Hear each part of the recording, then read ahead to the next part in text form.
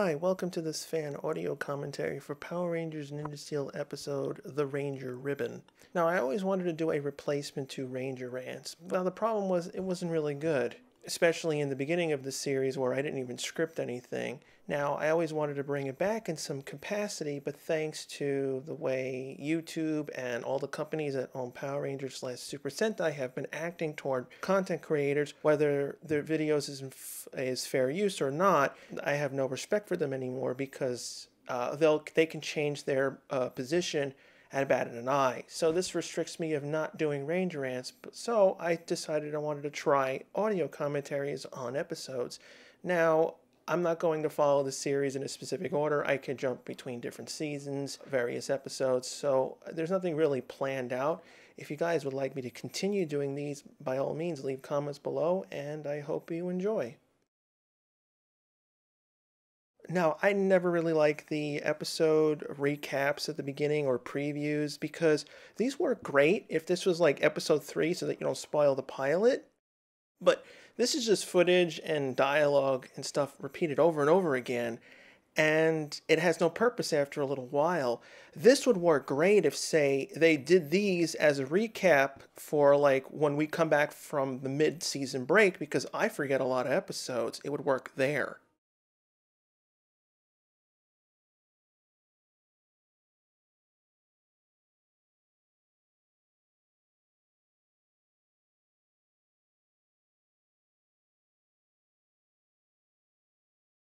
Now, I actually thought this episode had real good potential in what they wanted to portray. You know, it gives backstory to Preston, his father, what happened to his family, and why he's so rich. It was nearly perfect, but it had a lot of problems in a lot of areas, which just ruins it.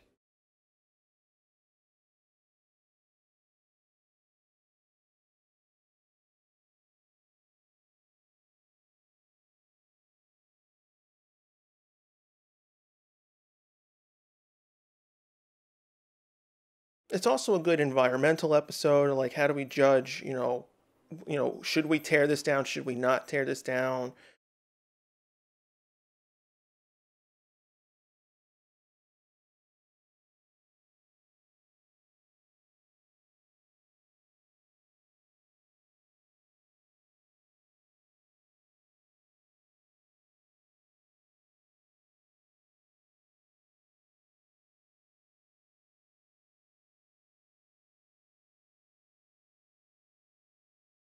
Now, I understand that they had to bring in Victor and Monty because they are characters, but in this case, I think it was a really bad decision to do this because it doesn't make any sense.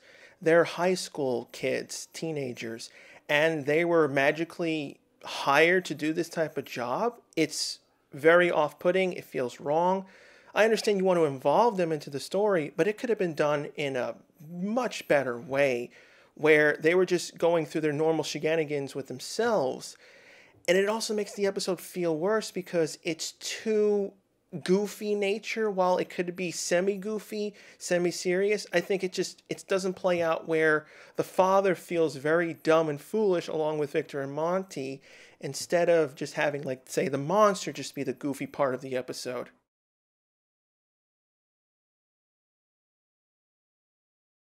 Now for the opening, I mean, Noam Kendall did actually not bad job on this opening. It's very different from other seasons, but of course it still injects the original MMPR theme, which I really don't like anymore. I'm tired of it.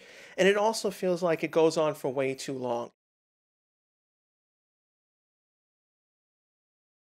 I am grateful that there is an opening for the series because majority TV series now don't even have an opening. They just show the logo, recap a little bit of footage, and that's it.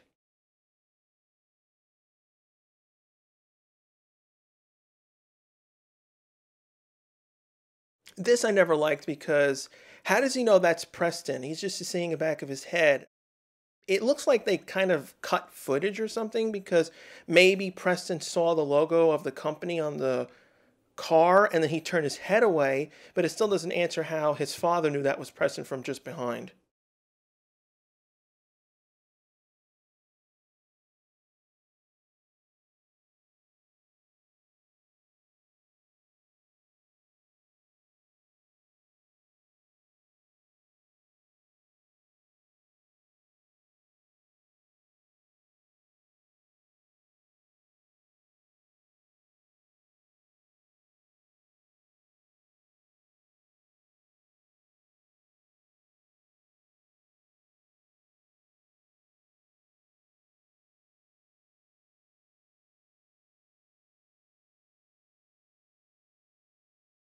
Victor and Monty could have been used so much better in this episode. Of course, they have to always play goofiness and act dumb.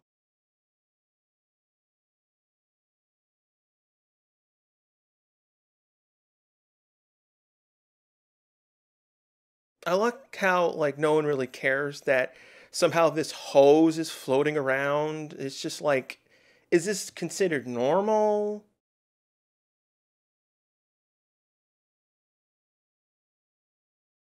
Then again, we're in a world where no one really cared about the hover bikes and stuff. It's just there's no consistency, and of course, they have their magic slapstick humor where they can survive flying away hundreds of feet.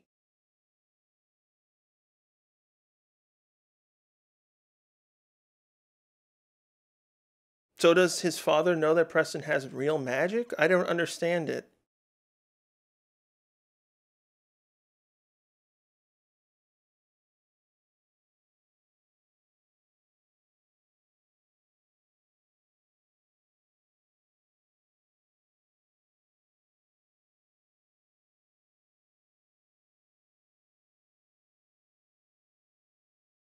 I was really glad that they also remembered, oh, we have phones and social media to use because in some other seasons and even Ninja Steel, they conveniently forget that they have cell phones. There's other times where, like, there was an episode where they had a car breakdown with Haley.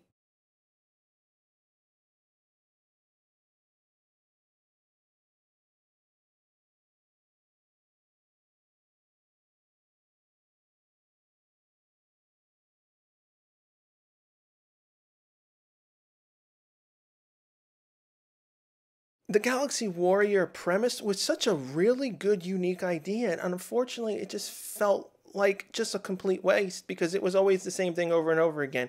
Introduce the monster, do something funny, and then they just go off and do their thing. There was no real, like, oh, let's use the stage for something cool, set something up. It did all this work, and it's just not really useful into the grand scheme of the series. Like, who cares that Galvanax won, the champion belt because it doesn't really factor into anything.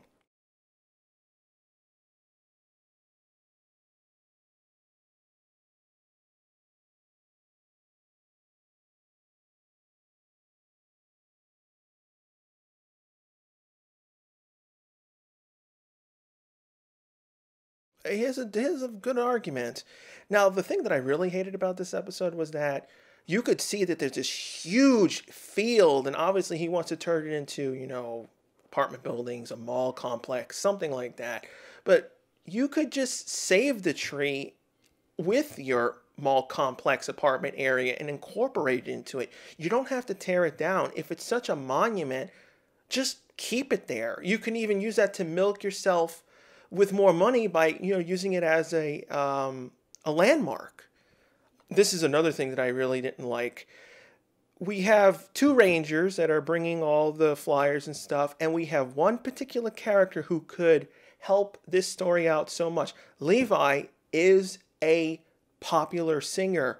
He's beloved, and you think they would use him for the obvious, I'll just use my fans and promote and help this cause. But they don't do it. This happens a lot with Levi.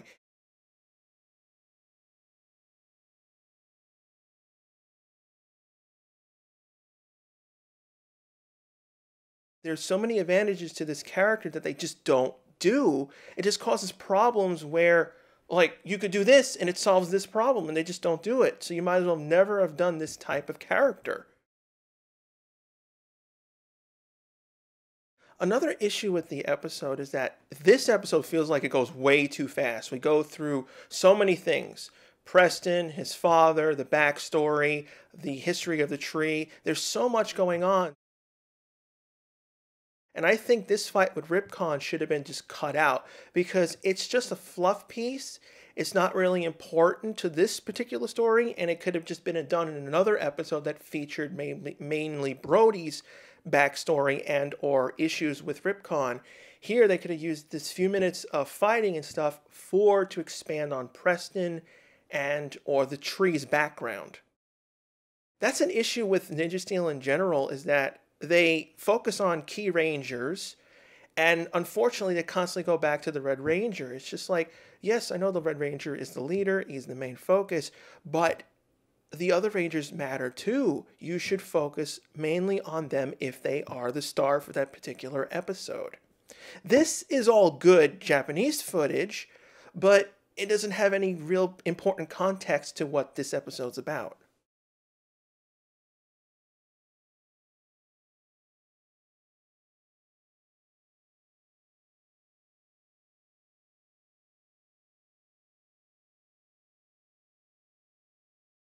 Also, what makes this episode feel longer is that a lot of the dialogue goes on forever. They have to constantly explain what's going on. And in past PR seasons, they did it, but they did it in a way where it felt realistic or good enough. Where in here, they're over explaining every little thing. Like, I'm injured, he's too powerful for me, I have to retreat. When you could shrink that into a shorter sentence.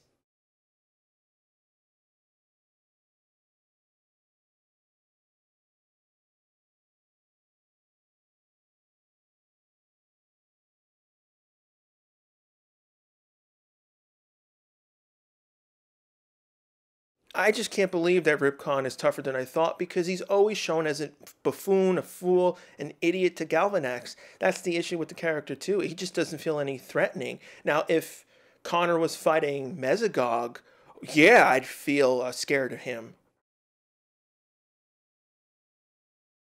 I also like how this is where this between Ripcon scene and this scene is where future Pink Ranger would pop in for the Christmas episode.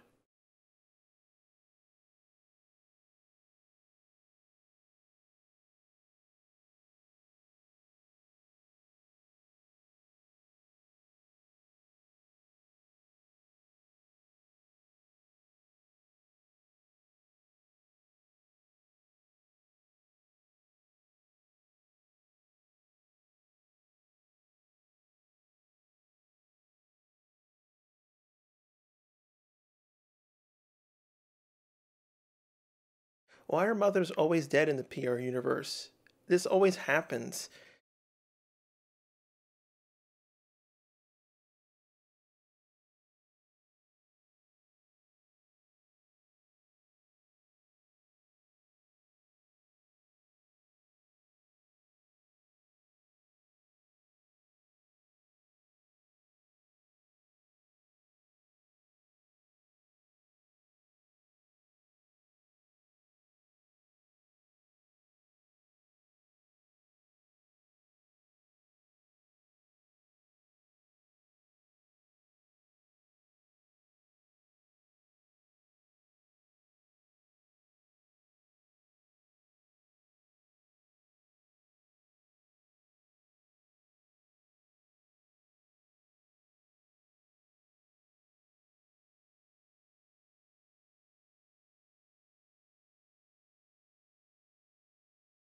I do like how like Victor and Monty do these weird facial things, and he even grabs the guy. It does show that they still act even behind the scenes, but it's just over the top. Bulk and Skull never really did that. It just feels out of place during these moments.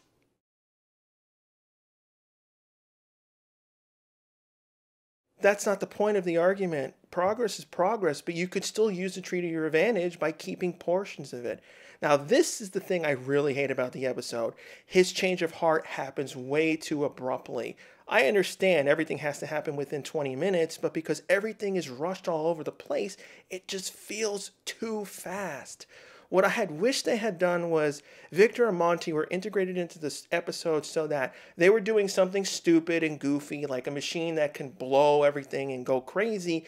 They walk into this area as a test or something goes wrong and they blow all the ribbons off the tree. Everyone gets mad and the father eventually finds the ribbon, or maybe Preston does, and brings it to him. And we actually see a flashback of the mother and father, coming home from Preston when he was just born. We needed to see that scene to make it feel better or more impactful. Here, it just goes boom, boom, boom, done.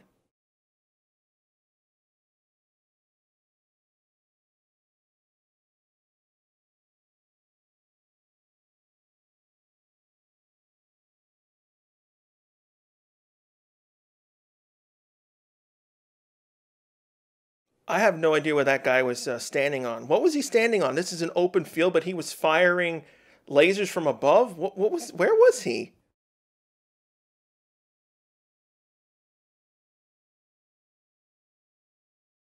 You are not a good replacement for Team Rocket. Sorry. I don't mind, monsters like this. They can be funny, they can be stupid and goofy, and it fits perfectly fine with the episode. It's just that Victor, Monty, and the father, and even the Rangers, too much funny dilutes the serious nature of the episode. It should be a little bit more dramatic.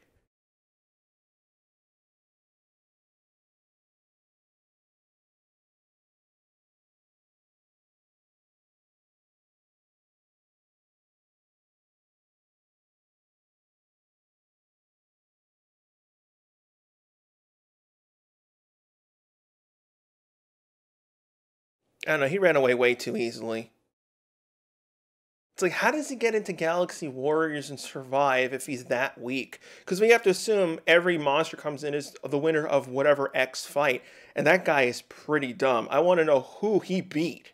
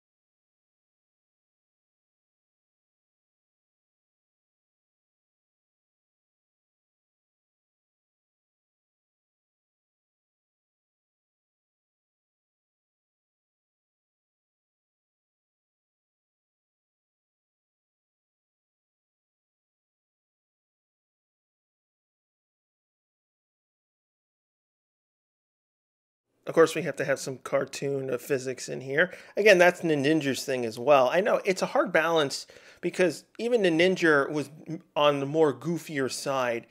And so Power Rangers had to incorporate certain elements here and there to work with it.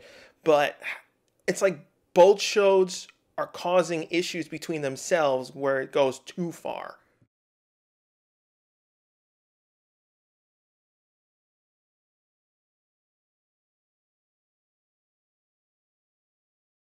It also feels weird because this guy is a chainsaw monster, and they do have a chainsaw weapon, but since it's stuck as an exclusive to the Zork cockpit footage, they can't use it here. It'd be perfect to actually do it, though, for this episode.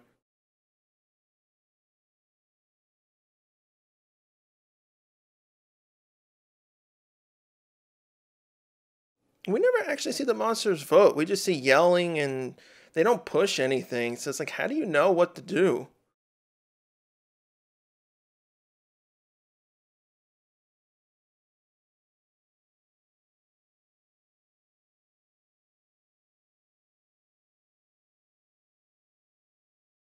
Oh yeah, the summoning sequence. The thing that I've noticed in recent seasons is that they will constantly show the full Zord summoning sequence and transformation to Megazord all the time. This is the thing with the beginning piece of the episode as well, when they do the introduction. It's just there to waste time. So if you include the opening, the Zord formation sequence, and the intro sequence, they probably save time on about 2.5 minutes of writing an episode because they could just recycle stock footage over and over again. It's like we don't always have to see the full transformation.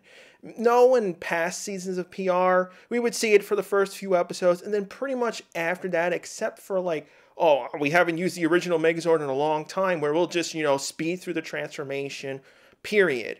And it's not even dictated by like what Japan did. They'll edit scenes no matter what. So if Japan ever used the full Megazord sequence, we won't have to do it at all.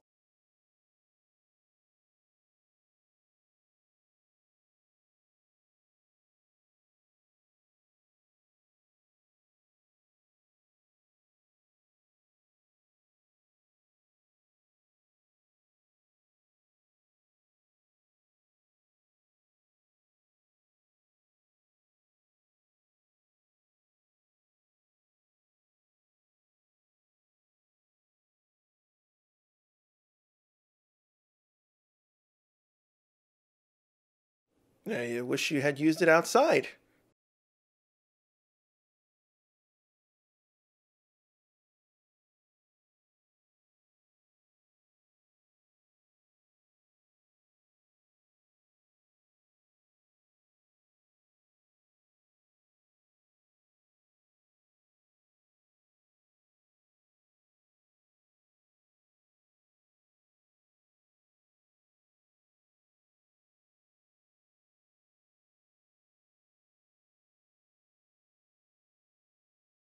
This is a perfect example where demorphing in a public area kind of could screw you because look, we have Aiden, which, fake Aiden ultimately.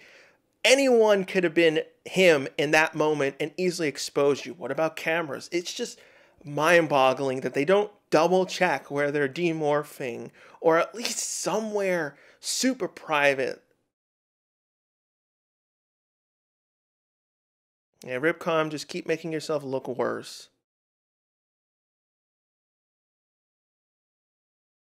This ending could have been so much better if, say, a compromise where he could keep the tree and build his complex because look at how huge this area is. It's just, ah,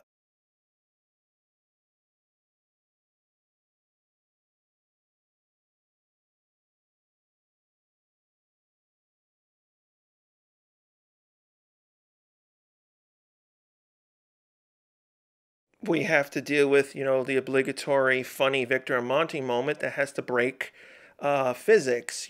We have to have cartoon physics in the universe. This could have been done so much better where if they had done it where Victor and Monty knocked all the ribbons down, the ending could have been, now Victor and Monty, you go put all the ribbons back on the tree because you screwed up. That's what should have been the final thing. And that's where they should have been, whimpering and complaining. And then, I don't know, Victor and Monty screw up.